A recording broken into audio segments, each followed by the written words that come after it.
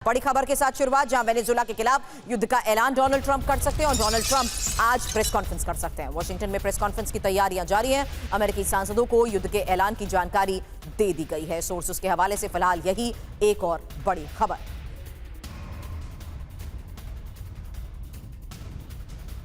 America में आज उच्च स्तरीय बैठक को लेकर अगली बड़ी खबर। बैठक के बाद सेना को आदेश मिल सकते हैं और वॉशिंगटन पोस्ट के हवाले से इसी को लेकर क्या बड़े दावे किए गए हैं। जो लगातार हुई बैठक और बैठक के तहत हो रहे बड़े फैसले, साफ है कि क्या जल्द अब हमले का आदेश मिल सकता है। इसी बैठक के बाद सेना के आदेश को लेकर एक बड़ी खबर सामने आ रही है।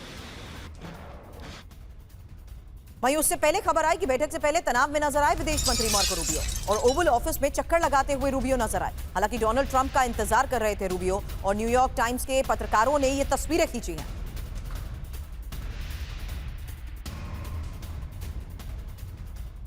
अब डोनाल्ड ट्रंप का संबोधन, जहां संबोधन में वेनेजुएला का नाम नहीं लिया, लेकिन बाद में एयरपोर्ट में मीडिया से बात करते हुए कहा वेनेजुएला ने हमारा तेल चुराया है। और ये आज सुबह के संबोधन के बारे में ही बड़ी खबर है। वेनेजुएला से ऑयल वापस लेंगे, ये बात डोनाल्ड ट्रंप ने कही। हालांकि बड़ी बात यह है कि एयरपोर्ट पर आकर डोनाल्ड ट्रंप की तरफ से मीडिया से बातचीत करते हुए यह बात कही गई है, वेनेजुएला ने हमारा तेल चुराया है, वेनेजुएला से ऑयल वापस लेंगे। हालांकि अमेरिका के सबसे बड़े पॉडकास्टर कार्लसन ने इस बात की भविष्यवाणी की है कि वेनेजुएला के खिलाफ युद्ध का ऐलान होने वाला है और कार्लसन ने एक इंटरव्यू में यह कहा कि ट्रंप युद्ध का ऐलान कर सकते हैं।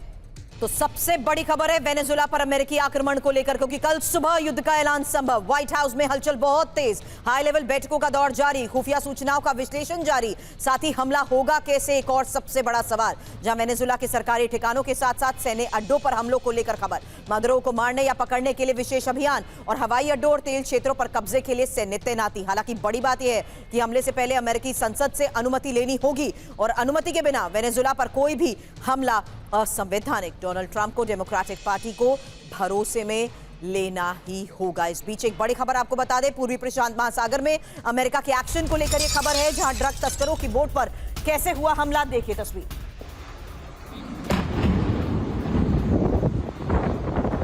4 तस्कर इस हमले में मारे गए। आतंकवादी संगठन डीटीओ के सदस्य थे।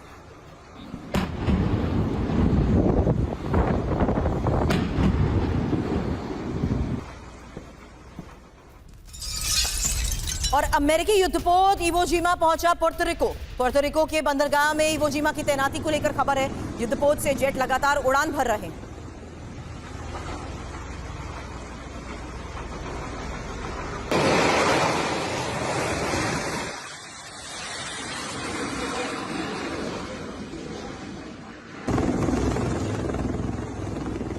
इक्वाडोर में अमेरिकी सेना की गतिविधि बढ़ चुकी है। अगली बड़ी खबर है, अस्थायी मिशन के लिए हवाई अड्डा भी तैयार हो चुका है, जहां 6 C-17 ग्लोब मास्टर विमानों की तैनाती को लेकर यह खबर।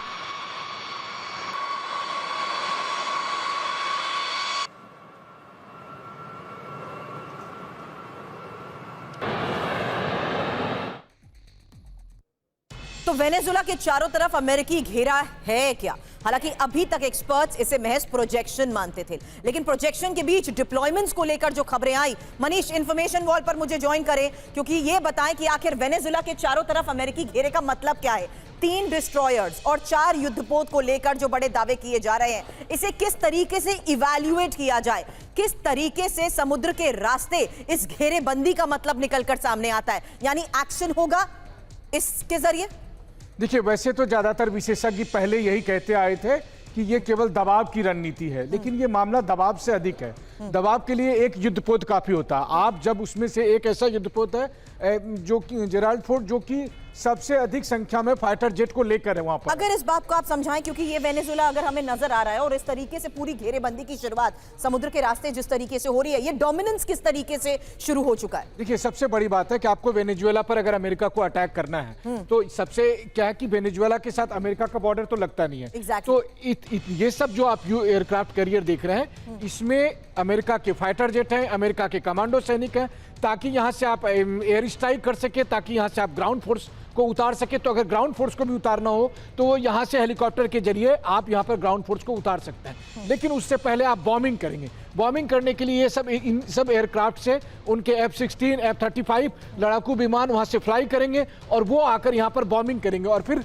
रास्ता बनाएंगे ताकि ग्राउंड ट्रूप्स आगे जा सके। तो लड़ाई के समय आपको जो है ग्राउंड ट्रूप्स की जरूरत पड़ेगी और उनको सपोर्ट करने के लिए एयर स्ट्राइक की जरूरत पड़ेगी और इसके लिए ये सब यहाँ पर मौजूद है। बड़ी बात मनीष ने यहाँ पर बताई कि आखिर अमेरिका की इस घेरेबंदी को देखते हुए आज जो खबर सामने आ रही है उसमें फिलहाल आपको एक और इंफॉर्मेशन दे दे कि किस तरीके से P-8 पोसाइडन विमान 2 जबकि MQ-9 8 ड्रोन और साथ ही 2 एयर रिफ्यूलिंग टैंकर्स के जरिए भी ये घेरेबंदी की जा चुकी है। और वेनेजुएला को चारों तरफ से घेरने के लिए अमेरिका की उस तैयारी के बारे में ही ये जानकारी हम आपको दे रहे हैं, जिसके बारे में मनीष ने हमें समझाया कि आखिर अब अगर इस प्लान को एग्जीक्यूट करने का होता है ऐलान तो अमेरिका का वेनेजुएला के ऊपर ये एक्शन होगा कैसे। हालांकि बड़ी खबर इस बीच आपको यह भी बता दें कि अब मदुरो की कोलंबिया से अपील को लेकर एक खबर आ रही है, जहां वेनेजुएला की मदद करने की अपील की गई है और विदेशी खतरे से लड़ने की अपील की गई है।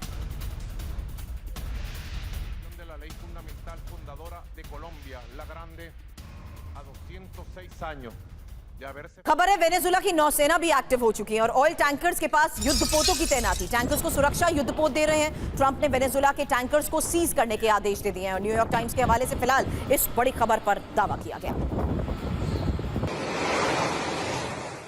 और कैसे वेनेजुएला की सेना भी तैयारियों में जुटी है, क्योंकि लगातार युद्धाभ्यास हो रहे हैं, खुफिया जानकारियां जुटाई जा रही हैं और अब बड़े दावे कि अमेरिका के इस एक्शन का जवाब देने के लिए वेनेजुएला भी है तैयार। अब ब्राजील ने वेनेजुएला सीमा पर तैनात की है सेना। ब्राजील ने नॉर्थ फ्रंट पर तैनाती बढ़ा दी और 10,000 से ज्यादा जवान भी तैनात किए गए हैं।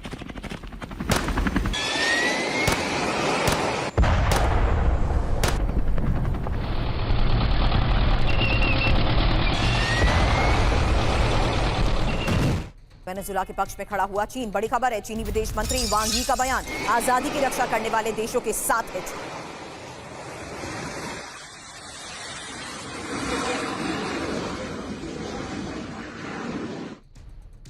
अब वेनेजुएला पर संकट भारी, क्या तैयारी, डिटेल इंफॉर्मेशन, क्योंकि वेनेजुएला की सेना, नेवी और एयरफोर्स को अलर्ट पर रखा गया है और हमले की आशंका के बीच लगातार युद्धाभ्यास भी जारी है। हालांकि सेना को ड्रोन हमलों से बचने की ट्रेनिंग और नया ड्रोन ग्रुप भी तैयार किया गया है। रूस के साथ 10 साल की स्ट्रैटेजिक पार्टनरशिप डील साइन हो चुकी है और रूस और चीन के साथ नए समझौतों की कोशिश में है वेनेजुएला।